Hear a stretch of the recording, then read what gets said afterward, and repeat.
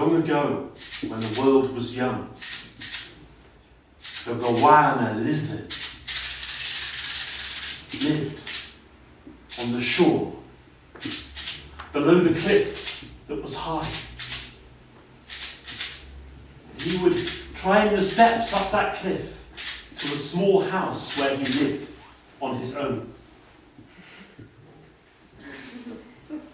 And his name was Kamakula.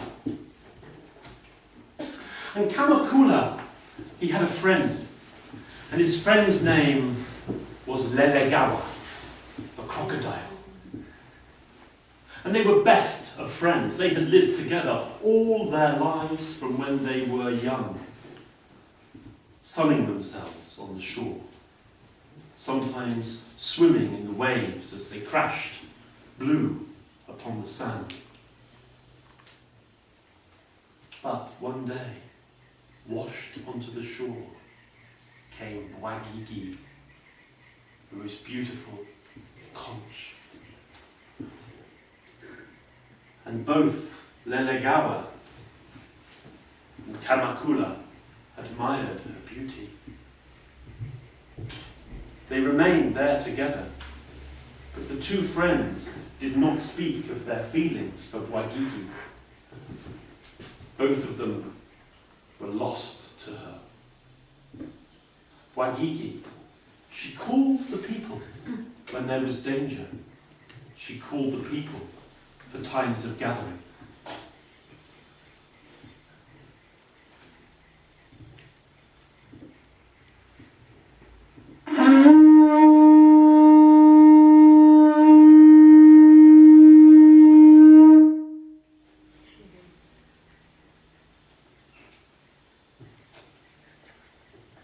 Kamakula, the lizard, loved her, and he married her, and he took her as his wife, and he brought her up the steps to the top of the cliff, and there together they made their home.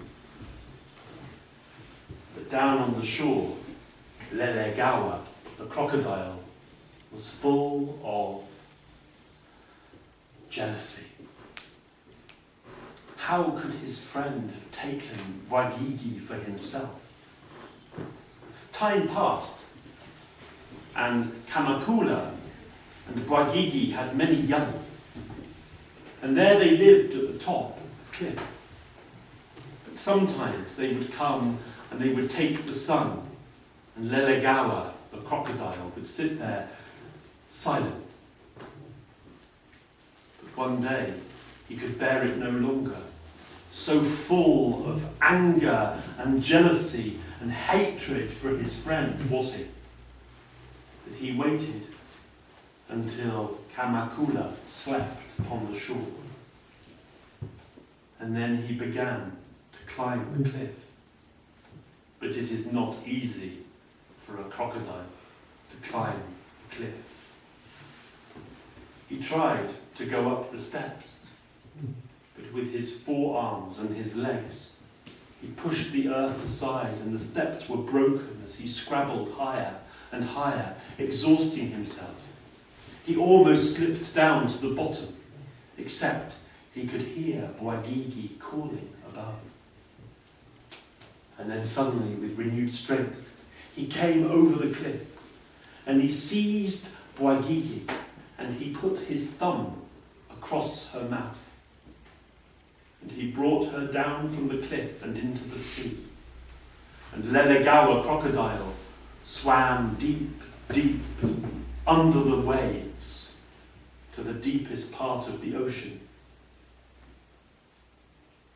And finally, for the crocodile must breathe, he came to the surface, and he took his thumb away from Wagigi's mouth, and in sorrow she called for her children, and in sorrow she called for Kamakula.